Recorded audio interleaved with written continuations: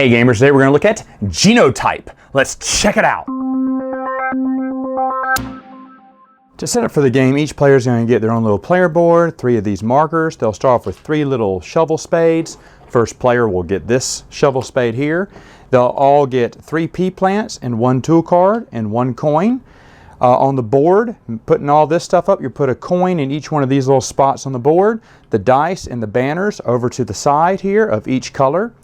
Over here, you'll take these little, bead markers and put them in the dark corners. That's the starting positions for each one of those. You'll have all the rest of your supplies like coins, little pea pod plant leaves, extra shovels, extra dice spaces, and extra plots over to the side. You'll take this little round marker here and place it on 1. This will go through 5 rounds. How the game goes, it's like worker placement. What you're going to do is you're going to take your shovels and place them in any of the worker placement areas. First place to go is on your own little spot here. What it does, when you put a little shovel there, you get to grab either a tool card or a pea plant card from the top of the deck. Pea plant cards will look like this. They'll be for various values here and have different letters over to the side of them. And then tool cards will look something like this. There are different ones in the game, and the rule book will tell you what each one does. You can also have the ability to buy more pea plant cards or tool cards as the game goes down. Now, the other thing you can do, you can uproot any pea plant cards that are completely filled. So for example, if I was to put my spade there, I would grab, let's say, an extra pea plant card here, put it in my hand, and then I can uproot any that are completed. These 2 are completed, so I'll move them off the board. These 2 will be scored at the end of the game. The points are at the top left hand corner. And then I can plant as many as I have plots there as well, so I'll plant 2 more. The other space you can go is right here. This opens up little extra die spaces to collect die in the second half of the game. Other spaces on the board are going to one of these first ship spaces. When you do, and you're the first one there, you may take this coin. Another way that coin can disappear, if you go over here to the left side and you're trying to take one of these banners and change any of the facing letters here from capitals to lowercase or whatnot, and you can turn it to any type you want. Once that's been placed there, if another player on another round were to go there, what they could do, they could add another one there, or they could take away one there. They couldn't just flip this over. They can also just play one here to make sure that no one changes the outlook of those, and I'll explain the significance of that in just a moment. Other things you can do here is go to second shift, and you can put as many shovels as you want to here. So if I had extra shovels there, that means you just get second pick of any of the first pick items down here. So once this player goes, it goes in this order from right to left. Blue will go next, white will go twice, and let's say if there was some orange there, orange would go once. And they get to pick second of any of those other rows.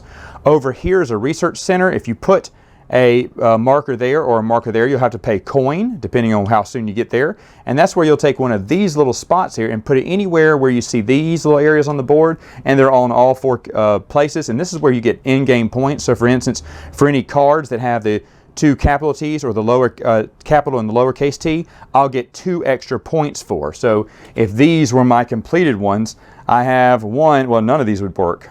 You can also go to the university up here and pay 1 or 2 coin to take one of these little pea pod leaves and put them on your little pea plant regardless of the letters. So what I do is I put it here on the small t, which would give me 3 extra points into the game for this one because this has 2 little small t's.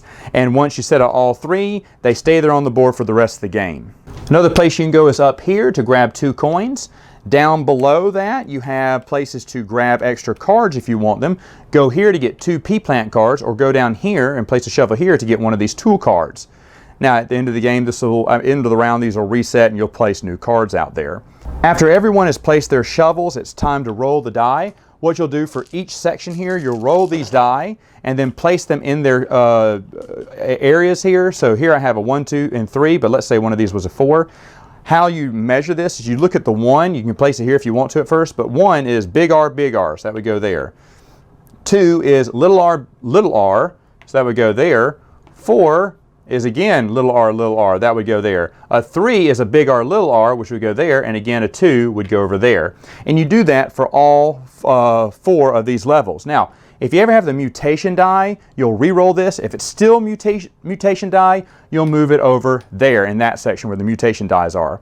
After that, whoever picked first shift will pick one of these die here.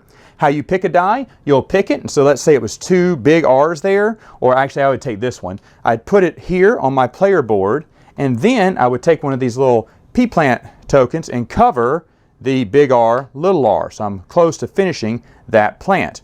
What a mutation does, and let's say that this one's a mutation. Let's say I needed a big R, little r, and there just wasn't one there. Well, what I could do, first off, for taking one mutation by itself, you can just grab a coin. It's a way to get money. Or you can take one mutation and then another die, any die you want, and then that mutates into an RR, and I could cover up my RR there. Now, you can only take up to 3 dice per turn, so if you need more die than that, again, you have to use these extra slots, or have one of these extra die slots available. After first shift is all chosen, then second shift, starting from right to left, will choose any of the remaining die. Remember, you can't get more die than what you have available on your player board. After that, we go to the end of the round, where starting with the last player, they can pick one of these upgrades. They can pick a new plot, so they can have extra areas to plant more plants down there. Or maybe they want one of these extra dice slots here.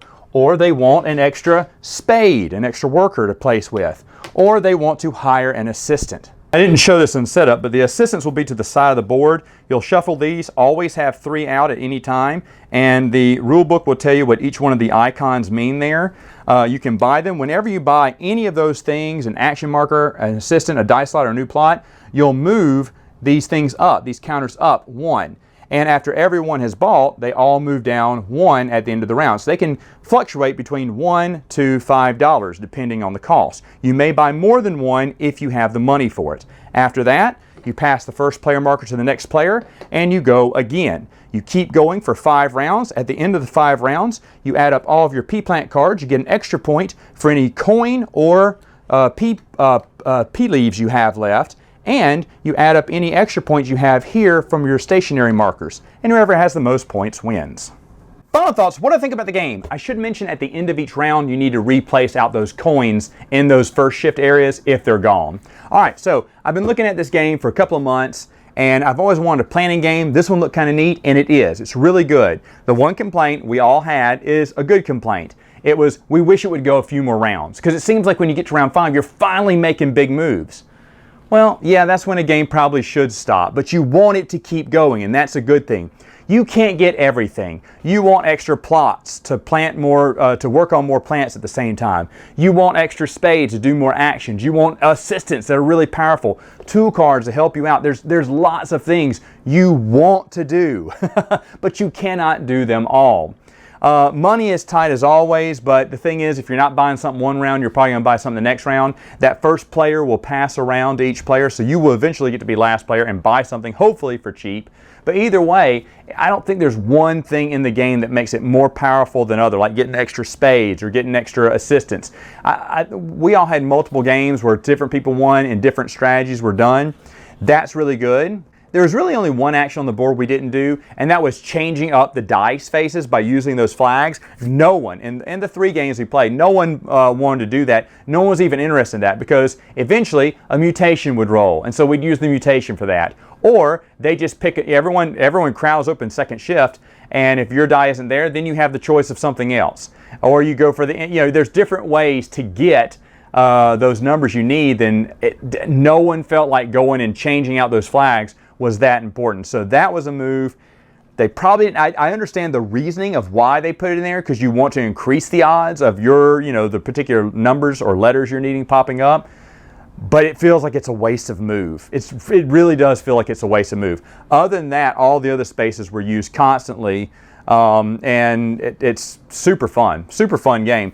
Well worth your time. All right, folks, that's it for now. Until next time, you know what to do. Game on!